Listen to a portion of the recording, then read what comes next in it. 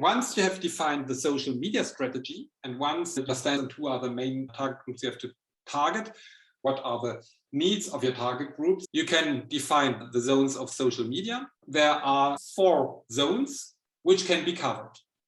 They have not to be covered all. A small company cannot be necessarily present for budget or time reasons in all of these zones of social media. But big companies are present in all of them. Because the more you cover the zones of social media, the more you will interact with your customers, and then the more you will have a current social media marketing mix, which will increase brand awareness, customer acquisition, loyalty, and purchase behaviors.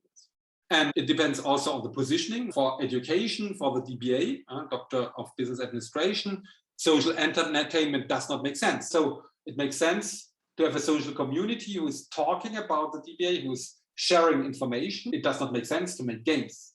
Areas for a hedonic product, which gives fun, for example, for party service, it would make sense to integrate music, games in order to enhance the experience. And to have a platform, on which you have probably social commerce platform, on which you can directly sell your services and your products. So there are 4 zones of social media. The first one is social community, which means social sharing, socializing, and conversation on media such as Facebook, Twitter, LinkedIn, Google+. You have social publishing. It's much more customer engagement orientated, where customers really write text editorials and commercials for the brand, for example, via blogs, or by doing videos on YouTube, or by sharing information on SlideShare, or posting photos on Flickr or on Instagram.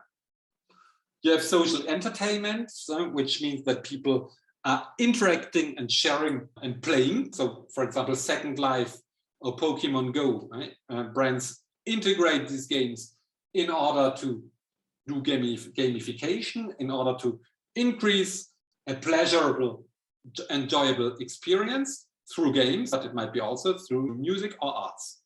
And finally, they make links to purchase platforms where people can buy through social commerce. For example, you can share links from Facebook to social commerce platform where people can finally buy and also share this information. Facebook was initially social community, but then today you can also create communities where you publish about the brand, where you post YouTube videos, and where you post photos. Facebook can become a social entertainment platform because now you can even integrate applications of gaming to do social entertainment. And finally, that's a very important facet of Facebook, they become more and more social commerce platform because actually their interest is to collect data. And the more they collect data from all domains, from community, publishing, entertainment, and commerce, the more they collect data and the more they become also interesting for the users. Today, the importance of a social network is the number of users. This is called network effects. The higher the number of users of a network, the more attractive it becomes.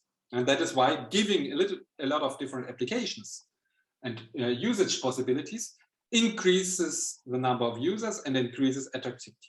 So Facebook can be actually, or is actually present in all of them.